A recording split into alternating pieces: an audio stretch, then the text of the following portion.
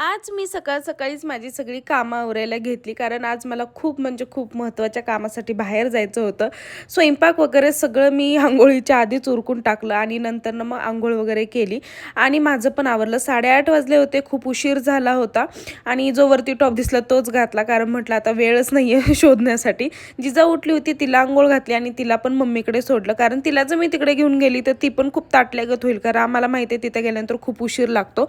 जाताच हे ट्रॅफिक लागलं. त्यानंतर आम्ही पोहोचलो हॉस्पिटलमध्ये. तिथे गेल्यानंतर सांगितलं की सोनोग्राफी करायची म्हणून.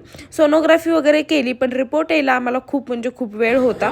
त्यामुळे मग म्हटलं काहीतरी खाऊन घ्यावं, कारण परत घरी कधी जाणार, कधी जेवणार, आणि आम्ही काही टिफिन वगैरे आणलं नव्हतं, कारण माहीतच नव्हतं की रिपोर्ट सोनोग्राफी वगैरे करायची म्हणून.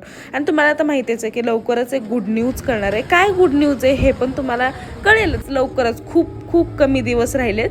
त्यानंतर घरी वगैरे पोहोचलो आणि मी पण मग माझ्या घरी आले.